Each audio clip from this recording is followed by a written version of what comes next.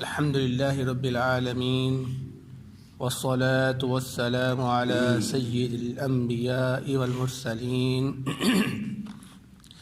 نبينا محمد وعلى آله وأصحابه أجمعين أما بعد أعوذ بالله السميع العليم من الشيطان الرجيم بسم الله الرحمن الرحيم ومنهم الذين يؤذون النبي اور ان میں سے کچھ ایسے لوگ بھی ہیں جو نبی صلی اللہ علیہ وسلم کو تکلیف دیتے ہیں وَيَقُولُونَ هُوَ أُذُنٌ اور وہ کہتے ہیں کہ وہ کان ہے قُلْ أُذُنُ خَيْرٍ لَكُمْ تو آپ صلی اللہ علیہ وسلم ان کو فرما دیجئے کہ یہ کان تمہارے لیے بہتر ہیں یؤمن باللہ وہ اللہ رب العزت پر ایمان لے کر آئے ہیں وَيُؤْمِنُ لِلْمُؤْمِنِينَ اور وہ مومنوں کی بات پر یقین رکھتے ہیں وَرَحْمَةٌ لِّلَّذِينَ آمَنُوا مِنْكُمْ اور وہ رحمت ہے ان لوگوں کے لیے جو تم میں سے ایمان لے کر آئے وَالَّذِينَ يُؤْذُونَ رَسُولَ اللَّهِ اور جو لوگ اللہ کے رسول کو تکلیف دیتے ہیں لَهُمْ عَذَابٌ عَلِيمٌ ان کے لیے دردناک عذاب ہے۔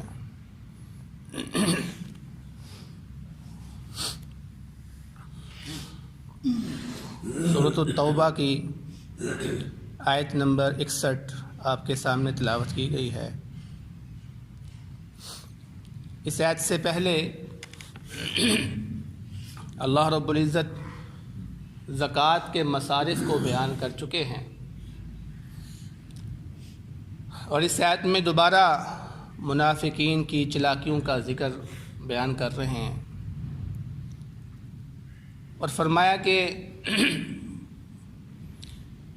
ان منافقین میں سے کچھ منافق ایسے بھی ہیں کہ جو نبی کریم صلی اللہ علیہ وسلم کو تکلیف پہنچانے کی کوشش کرتے ہیں۔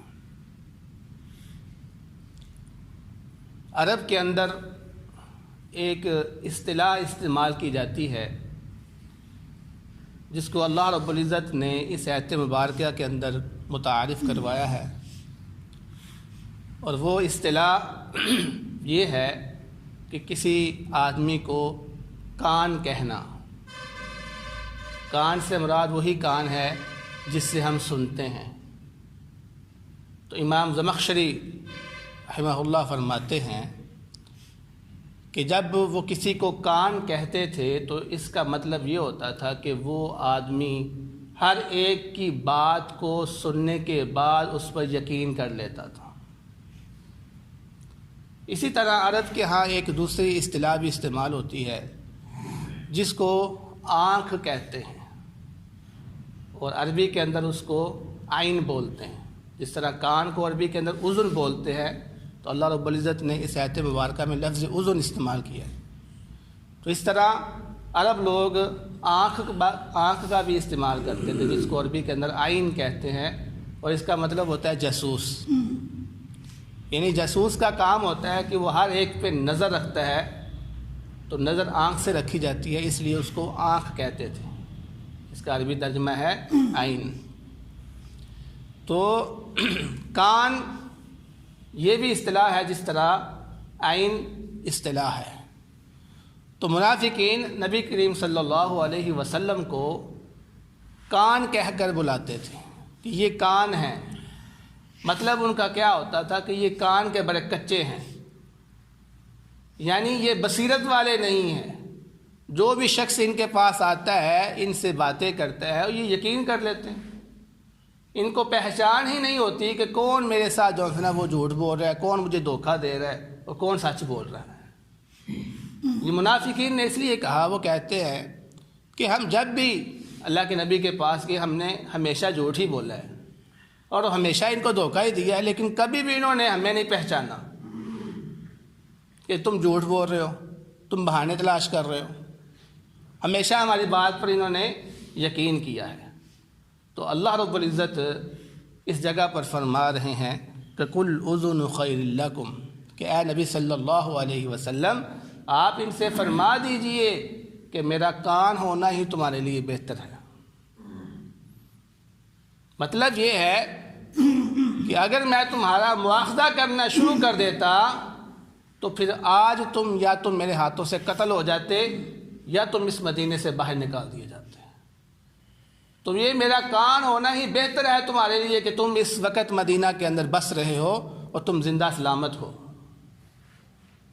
اب منافقین کا جو یہ کہنا تھا کہ اللہ کے نبی بصیرت نہیں رکھتے، یہ سراسر ایک جھوٹ ہے، کیونکہ انہوں نے اپنے اعتبار سے بات کی کہ ہمارا جب مواخذہ نہیں کیا اس کا مطلب ہے اللہ کے نبی کو پتہ نہیں چلا، لیکن حقیقت تو یہ تھی کہ اللہ کے نبی صلی اللہ علیہ وسلم تو بصیرت والے تھے، ان کو معلوم تھا یہ منافق ہیں اور جھوٹ بول رہے ہیں، بہانے تلاش کر رہے ہیں، لیکن اس کے باوجود بھی وہ مواخذہ نہیں کرتے تھے، اس لیے کہ کہیں لوگ یہ نہ کہیں کہ محمد صلی اللہ علیہ وسلم اپنے ہی بندوں کو قتل کر دیتا ہے۔ تو اللہ کے نبی صلی اللہ علیہ وسلم تو ان سے درگزر کرتے تھے، لیکن انہوں نے اس کا غلط مفہوم اپنے ذہنوں میں بٹھا لیا۔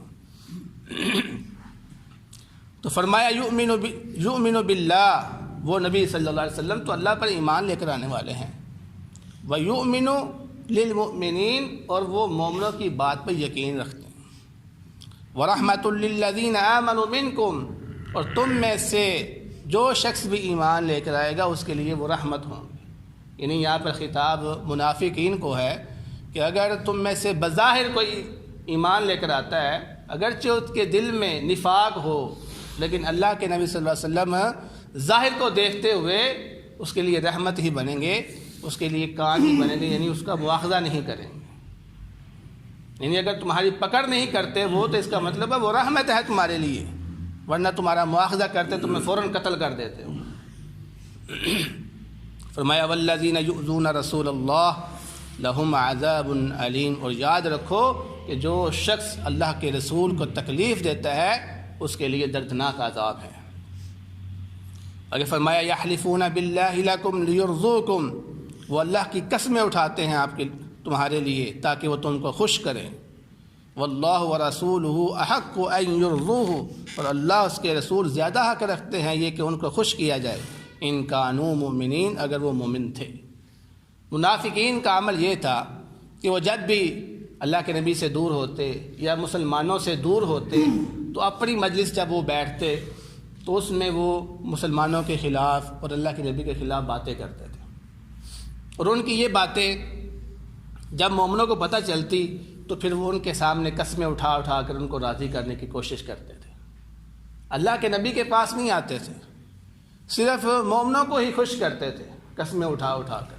تو اللہ رب العزت فرما رہے ہیں کہ اللہ اس کے رسول یہ زیادہ حق رکھتے ہیں کہ تم ان کو خوش کرو، ان کو راضی کرو، ان کو مطمئن کرو، اور تم صرف مومنوں کو مطمئن کر رہے ہو۔ تو اللہ رب العزت آگے کیا فرما رہے؟ فرمایا الم یعلموا انہ من یحادد اللہ ورسولہ، کیا وہ یہ نہیں جانتے کہ اللہ اس کے رسول کے مقابلے میں آنا فَأَنَّ لَهُ نَارَ جَهَنَّمَ خَالِدًا فِيهَا، جو شخص اللہ اس کے رسول کے مقابلے میں آتا ہے اس کے لیے جہنم کی آگ ہے جس میں وہ ہمیشہ ہمیشہ رہے گا، ذَلِكَ الْخِزْيُ الْعَظِيمُ، اور یہ بہت بڑی رسوائی کی بات ہے کہ جو شخص اللہ اس کے رسول کے مقابلے میں کھڑا ہو جائے، یعنی ان کے مخالف سمت پہ کھڑا ہو جائے اور ان کے مخالف باتیں کریں۔ فرمایا یحذر المنافقون ان تنزل علیہم سورۃ تنبئہم، منافق ڈرتے تھے یہ کہ نازل ہو جائے ان کے اوپر کوئی سورت تنبئہم بما فی قلوبہم، جو اس بات کی خبر دے ان کو جو ان کے دلوں کے اندر ہے۔ منافقین کا اصل میں حال یہ تھا کہ بعض منافق جو تھے وہ اللہ کے نبی صلی اللہ علیہ وسلم کو سچا رسول مانتے تھے، لیکن ضد اور تعصب کی وجہ سے ان پر ایمان نہیں لے کر آتے تھے۔ وہ یہ جانتے تھے کہ محمد صلی اللہ علیہ وسلم اللہ کے سچے رسول ہیں، لیکن ضد اور تعصب کی وجہ سے ان پر ایمان نہیں لے کر آتے تھے۔ اس لیے جب وہ پھر باتیں کرتے تھے آپس میں چھپ کر تو وہ منافق خوف کھاتے تھے کہ یار کہیں ایسا نہ ہو کہ اللہ کے نبی صلی اللہ علیہ وسلم پر اللہ تعالیٰ قرآن نازل کر دے اور ہمارے دلوں کا جو حال ہے وہ بیان کر دے. اور دل ان کے کیا تھے؟ منافق تھے. تو وہ ڈرتے تھے کہ اگر ہمارے دلوں کی کیفیت اللہ رب العزت نے وحی کے ذریعے سے واضح کر دی تو ہم پھنس جائیں گے، ہم مارے جائیں گے، ہم یہاں سے نکال دیے جائیں گے، ہم قتل کر دیے جائیں گے.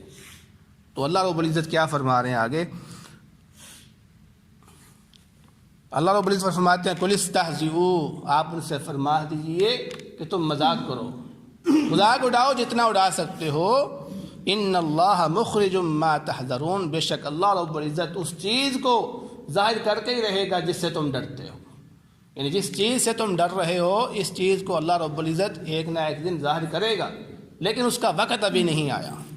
فرمایا وَلَئِن سَأَلْتَهُمْ لَيَقُولُنَّ إِنَّمَا كُنَّا نَخُوضُ وَنَلْعَبُ، اگر آپ ان سے سوال کریں تو وہ ضرور آپ کو یہ کہیں گے ہم تو شغل لگا رہے تھے، ہم تو دل لگی کر رہے تھے. یعنی یہ جو چھپ چھپ کر علیحدگی میں اللہ اس کے رسول اور مومنوں کے خلاف باتیں کرتے ہیں، اگر ان سے ان کی وجہ پوچھی جائے کہ تم یہ مذاق کیوں کرتے ہو اللہ کے نبی کے ساتھ یا مومنوں کے ساتھ، تو وہ کہتے ہیں ہم تو دل لگی کر رہے تھے، ہم تو ویسے شغل لگا رہے تھے. قل کہہ دیجیے اب اللہ وآیاتہ ورسولہ کنتم تستہزئون، کیا تمہیں مذاق کرنے کے لیے اللہ، اس کا رسول اور اس کی آیات ہی ملی ہیں؟ اور کوئی چیز نہیں ہے مذاق کرنے کے لیے تمہارے پاس؟ کہ جب بھی تم اللہ اس کے رسول کا مذاق اڑاتے ہو، باتیں کرتے ہو ان کے خلاف، ان کو تکلیف پہنچاتے ہو، تم یہ جملہ بول دیتے ہو کہ ہم تو مذاق کر رہے ہیں. فرمایا لا تعتذروا، لا تعتذروا، اب کوئی بہانے نہیں چلیں گے، کوئی معذرت نہیں چلے گی. قد کفرتم بعد ایمانکم، تحقیق تم نے کفر کر لیا ہے ایمان لانے کے بعد. یہ بڑے سخت الفاظ ہیں. یعنی جو شخص اللہ اس کے رسول اور اس کی آیات کے ساتھ مذاق کرتا ہے، اس کا مذاق اڑاتا ہے، اللہ رب العزت اس کو کہہ رہے ہیں کہ انہوں نے کفر کر لیا ہے. اب یہ جو آیت ہے ہمارے ان بھائیوں کے لیے بڑی غور و فکر کرنے والی ہے کہ جو اکثر جو ہے نا وہ دین کی باتوں کا مذاق اڑا دیتے ہیں صرف کسی کو ہنسانے کے لیے. اور خاص کر وہ لوگ جو اسٹیج ڈرامہ میں کام کرتے ہیں، وہ اکثر قرآن کی آیات کو یا دین کو جو ہے نا مذاق بنا کر لوگوں کو خوش کرتے ہیں. تو اللہ رب العزت یہاں پر ان کے لیے کیا حکم بیان کر رہے ہیں؟ قد کفرتم بعد ایمانکم، کہ تم ایمان لے کے آنے کے بعد کفر اختیار کر چکے ہو اس وجہ سے کہ تم اللہ اس کے دین کو مذاق بناتے ہو. تو اگر یہ لوگ کافر نہ بھی ہوں تو کم از کم منافق تو ہیں. یہ منافق تو ہوں گے جو اللہ رب العزت کے دین کے ساتھ مذاق کرتے ہیں. تو اللہ رب العزت فرماتے ہیں ان نعفو عن طائفۃ منکم نعذب طائفۃ، اگر ہم تم میں سے ایک جماعت کو معاف کر دیتے ہیں تو دوسری جماعت کو ہم عذاب دیں گے. مطلب یہ ہے کہ اگر تم میں سے کوئی جماعت توبہ کر لیتی ہے مذاق کرنے کے بعد اور وہ استغفار کرتی ہے، اپنا جرم قبول کرتی ہے، تو ہم اس کو معاف کر دیں گے. یہ ایسی بات نہیں ہے کہ جو معاف ہونے والی نہیں ہے. نہیں، اگر تم رجوع کرتے ہو، اپنا گناہ تم قبول کرتے ہو اور اللہ رب العزت سے تم توبہ کرتے ہو تو ہم ضرور تمہیں معاف کر دیں گے. لیکن جو لوگ توبہ نہیں کرتے، اپنی غلطی کو تسلیم نہیں کرتے، ان کے لیے کیا ہے؟ نعذب، ہم اس کو عذاب دیں گے. یہ بڑی سخت وعید ہے ایسے لوگوں کے لیے کہ جو اللہ رب العزت کی طرف سے اس حکم کو سننے کے باوجود بھی باز نہیں آتے. تو اللہ رب العزت کا فرمان وہ سن لے کہ اللہ رب العزت فرمایا کہ وَنُعَذِّبْ، ہم ان کو عذاب دیں گے. کیوں عذاب دیں گے؟ بِأَنَّهُمْ كَانُوا مُجْرِمِينَ، کیونکہ وہ مجرم تھے، انہوں نے جرم کیا ہے اور اس جرم کی سزا ان کو ضرور ملے گی.